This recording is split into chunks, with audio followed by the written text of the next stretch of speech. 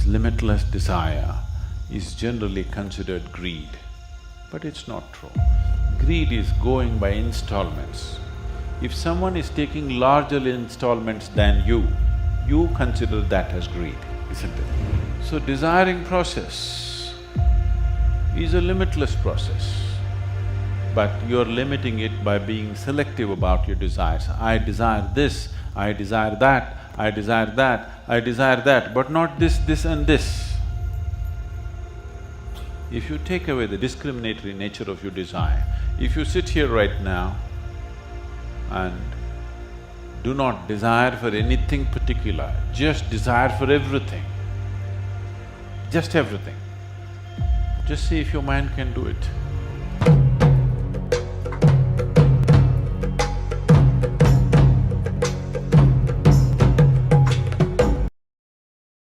Please don't tell the court that this is all a person requires. 6,16,300 per month. Does anybody spend this much? A single lady for herself? Oh, if she wants to spend, let her earn. Not on the husband. Hi Sadhguru, this is Virendra Sawab and I want to ask a question. Why the people in life running after money? Sevag, why is somebody running after money? No, a whole lot of people around you are running after the ball, aren't they?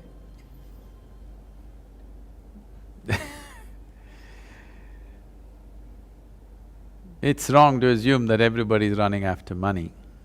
It is just that we have made money the currency or a common. Instead of being on barter system, if you're on barter system, if I gave you a ball, you will give me a bat, then we would be doing that. But now you can buy a ball and a bat with money. You can buy a home and a car with money. You can buy food and comfort with money. So money has become a common transaction tool and people need that to live. Now how they want to live? They don't want to live well, they want to live better than their neighbor. Because of that, money becomes important. If they just want to live, money would be a small part of their life. But now they want to live better than their neighbor,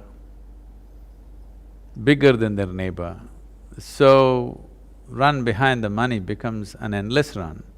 Otherwise, in a short period of time, what you need for your lifetime you can create in terms of money and then do what is significant for your life rather than running after a tool which was just created to simplify transactions. Instead of simplifying transactions, it is complicated human life.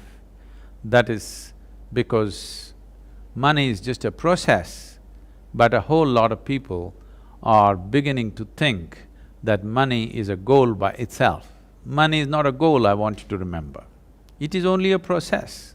It's an enabling process. If you want to buy food, you need money. If you want to buy comfort, you need money. But now, you're trying to buy a life with money. You will not succeed, for sure. It doesn't matter whether you have 10 rupees today or 10 million tomorrow or 10 billion tomorrow. I have seen many billionaire beggars still with the same mentality, where is the next buck? Money is only a tool of transaction. It is not a goal by itself, it's only a process. Thank you. I know that many of you have been brought up on the idea or ideology that contentment is the greatest virtue. If you're content with who you are right now, you're not even aware that if you're willing to strive, who you could be.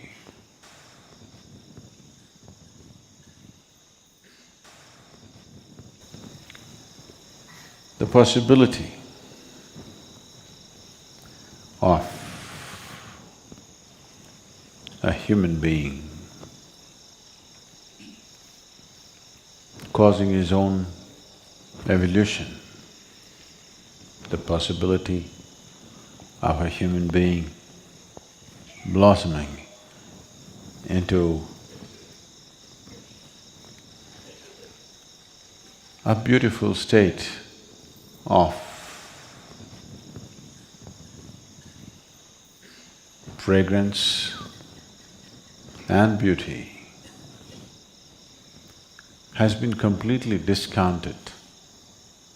That is why contentment. Once it happened that a newly married woman or a girl went back to her mother's place and said, "My husband is such a wonderful man that he gives me whatever I ask." The worldly wise mother looked at her and said, "Obviously you're not asking enough." That's a mother's advice. This is the mother-in-law.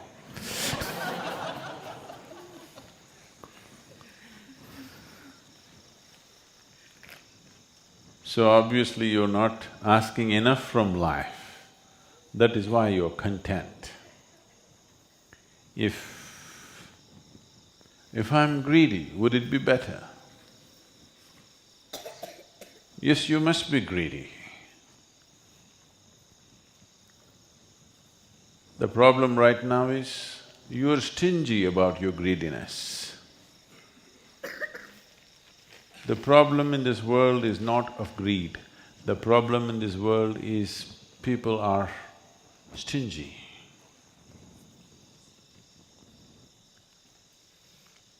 They are stingy, that's why they don't aspire for the biggest possibility. They want to save themselves for the next world. If you are greedy, you would want everything from life, isn't it? Would you be just satisfied with little more money or little more property or little more power or little more pleasure? If you were truly greedy, you would aspire for the highest, isn't it? Now, greed is not the problem. People are stingy, that's a problem. Enough. The word enough must be removed from our vocabulary, because enough is relevant only to the physicality of life.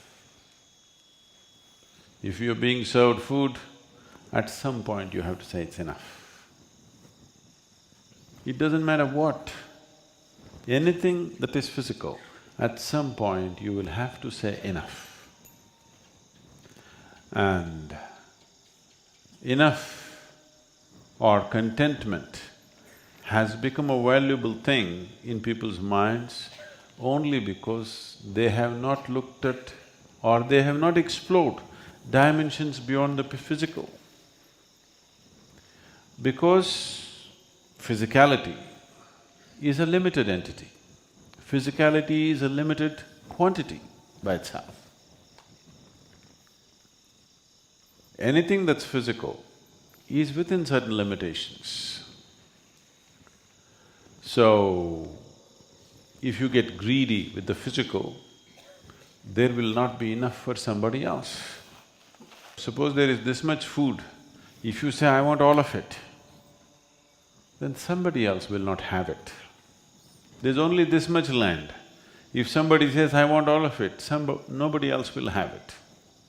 Like Mahatma said, there is enough for everybody's need, not enough for even one man's greed. That is true with the physicality.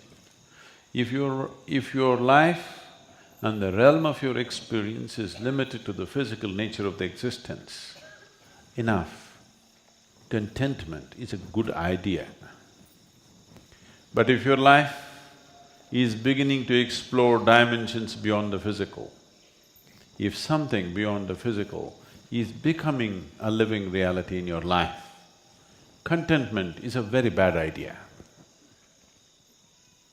That means you will stunt yourself. The very possibility of becoming a limitless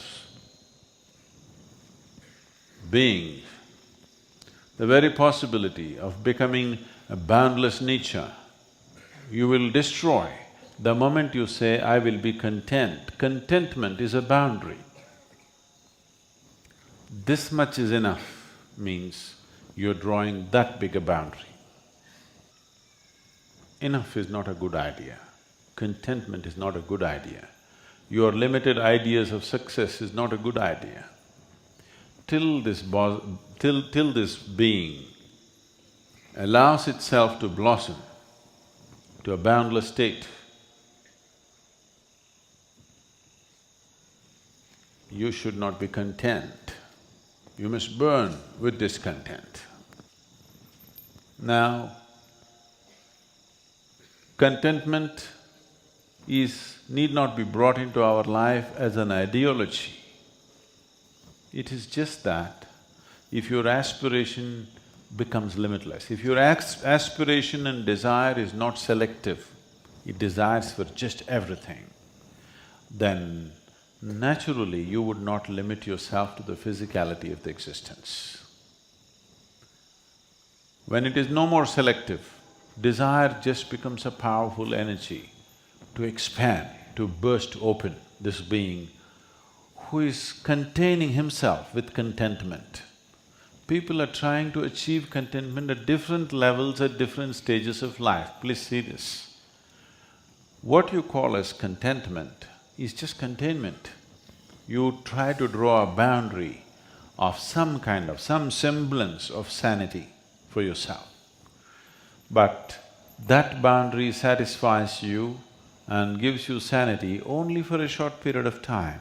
Then it has to be expanded, otherwise it is not going to work. At the age of 20, whatever you thought is going to be your contentment, does it remain your contentment when you're 30? Whatever your ideas of contentment at 30, does it remain contentment at 40? Unless you're going down the tube. Unless your life is a total failure, then your idea of contentment will be coming down. But if you are on a upswing, your ideas of contentment keep expanding, isn't it? If you are a failure in your life, only then your idea of contentment becomes smaller, otherwise it's constantly expanding. Contentment is just a cautious way of attending to boundlessness. You're being cautious. You want to go towards boundlessness in installments. In installments, if you seek the infinite, you're a lost case, because nobody has ever reached what we refer to as infinite by counting 1, 2, 3, 4, 5. Through installments, you are not going to go to the infinite. That cannot happen in the very nature of things. If you choose installments as a way towards boundlessness or infinite nature, you will just become endless counting. That's all that can happen. Endless counting will tire you one day. Just count and see. Today, you start counting now. Don't stop, just keep counting simply at your own pace, not at my pace, at your own pace. 1, 2, 3, 4, 5, start counting, don't stop. You say till where you can go without tiring yourself, not physical exhaustion. I'm saying you'll just be tired of counting because you know it's not getting you anywhere. So desiring process is a limitless process, but you're limiting it by being selective about your desires. I desire this, I desire that, I desire that, I desire that, but not this, this and this.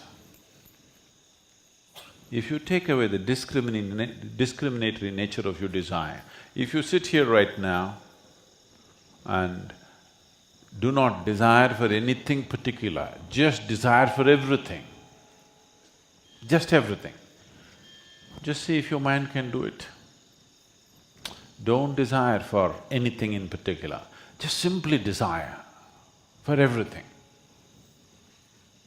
First of all, you don't know what is everything. Nobody knows what is everything, isn't it? Everything that you know and everything that you do not know, just desire for all the things that you know and do not know. You will see desire, the energy that you call as desire, becomes a powerful force to become meditative. Meditation, devotion is just this, a desire without a goal. A powerful desire without a goal. If your desire, if your energy becomes full force, not towards anything, this is meditation. If you're on the spiritual process, there is no such thing as contentment. There is no such thing as enough. Greed is the rule. Okay? Greed is a bad word though. No, but greed is the rule. Because limitless desire is generally considered greed, but it's not true. Greed is going by installments. If someone is taking larger installments than you consider that as greed, isn't it? Yes or no? Yes or no? If somebody is going for larger installments than yourself, you consider that person greedy. If they're going at the same level of installments as you consider that competition. If somebody is going at a smaller installments than you call that incompetent. Isn't it so? Someone is taking, they only desire for this much, when they're successful they go for that much, you look at him and think, he's not my class. Somebody is going at the same level of installments as you, that's competition. Somebody is going for leaps and bounds, greedy.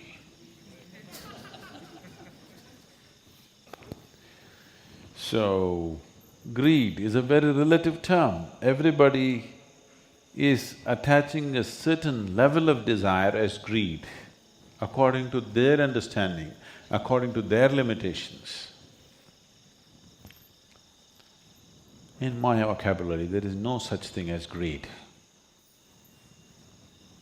Because I feel a human being should seek nothing less than everything.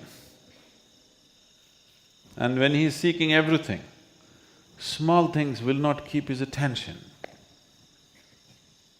He will not be thinking of food, he will not be thinking of currency, he will not be thinking of pieces of property.